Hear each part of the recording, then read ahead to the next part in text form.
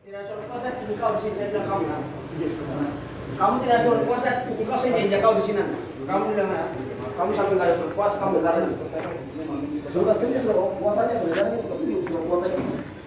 Dan kau mau Kita tidak dari sini. Sudah. Kita suruh polisi mau bicara seperti apa namun intinya Sudah, itu aja. ada datang Belum, udah kata itu. Kamu duduk cepat, duduk, duduk. Hei,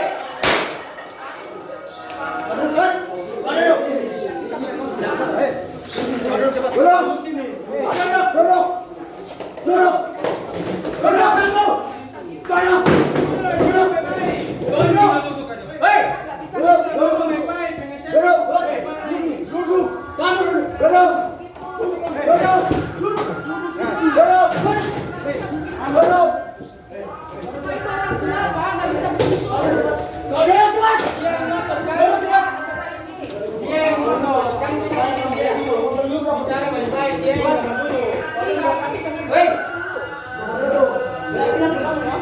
Kamu totalnya juga, ya? Kamu bisa disilakan. Cepat, Makanya bayar sampai yang kemarin bilang ganti mencari saya, sampai bilang kamu. dan bisa bayar. Kamu bilang sampai cari saya. Hei, Ganti sekarang. anjing. Ganti sekarang. Sampai bilang ganti mencari saya. Ganti siapa? Sampai bilang nggak bisa saya. Ganti siapa? Oi, siapa? Jangan bilang, sama saya Pagi. nggak sama saya aja, saya cuma semua. Mana gantimu? Duduk cepat.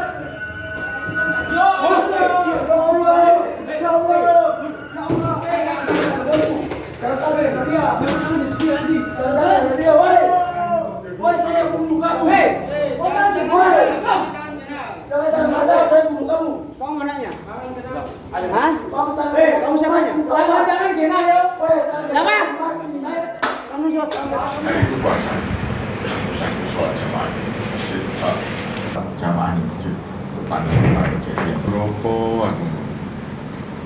Seperti biasa saya sholat jamaah di masjid, saya makan sedikit. Nah dari masjid itu saya mau beli makanan untuk buka puasa di depannya masjid yang kebetulan ada rumah makan. Nah, ketika saya datang ke sana kok tahu-tahu itu di situ tuh ada kumpulan buahnya mencari anak saya. Nah, saya disebutkan adalah pengacara, cari pengacara Fahmi namanya itu. Nah, karena begitu banyak dan mereka begitu brutal naluri saya sebagai bapak, maka saya mengatakan saya pengacaranya, saya bilang begitu kan. Nah, begitu saya ngomong pengacaranya, mereka langsung spontan brutal lagi. Disitulah mereka melakukan perusakan, membanting kursi, memecah, pokoknya kursinya dirusak, ada berapa kursi. Terus saya melihat mereka merusak, memecahi ke piring dan sebagainya, sehingga waktu itu saya sempat ngomong, sebentar maaf saya puasa, saya tak beli makanan, saya datang ke sini untuk beli makanan. Setelah itu, dan karena situasi udah nggak enak, saya juga mungkin nggak nafsu, saya pulang, rumah saya dekat dari situ kan, sekitar 100 meteran. Saya pulang untuk makan di rumah, tapi didatangi lagi. Ya, karena didatangi lagi di situ kebetulan ada anak asuh saya supaya dia kelihatan ketakutan, ya udah saya balik lagi karena mereka udah datangi rumah saya. Ada disitulah di depannya polisi itu saya sampaikan, dan polisi melihat adanya persekusi yang sedemikian rupa. Saya minta karena sudah ada perusakan dan sebagainya, sudah masuk 170 KUH pidana, saya minta untuk mereka diamankan. Tolong ini diamankan karena situasinya mereka brutal dan mereka itu ngawur, saya bilang. Kalau satu-satu atau satu-dua mungkin insya Allah saya bisa lah melayani mereka walaupun saya tidak ingin berantem ya. Setelah itu polisi tidak melakukan penangkapan, polisi hanya menanyakan tentang hutang aja, padahal itu sudah brutal. Polsek Karang bilang, dan saya terus dipaksa juga oleh mereka untuk diajak. Saya bilang kalau begitu selesaikan. Kalau Bapak nggak mampu menyelesaikan karena kondisi seperti ini, harusnya mereka memanggil Dalmas Polrestabes. Diagnosanya sementara ya, kalau diagnosanya itu adalah gegar otak ringan. Saya mengalami gegar otak ringan. Mereka ini siapa, Pak? Saya nggak kenal, tapi yang jelas ada nama Nixon. Dan ternyata pagi ini tadi, sebetulnya di sana saya juga sudah ketika di kejadian itu ada mereka itu membawa anggota TNI Angkatan Laut. Mohon maaf, saya duga ya Pak, ini karena waktu itu petugas Polsek Karangpilang ngomong mereka bawa anggota TNI Angkatan Laut. Saya tanya, siapa anggota TNI Angkatan Laut? Gitu kan. Itu ada Mas di luar. Setelah itu di sini pagi tadi saya mendapatkan apa itu ini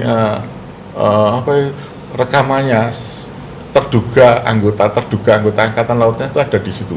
Sepertinya dia juga ikut nggak tahu ya, ikut membantu atau mengeroyok, saya nggak tahu. Tapi yang jelas dari tayangan itu dia membentak orang yang merekam itu.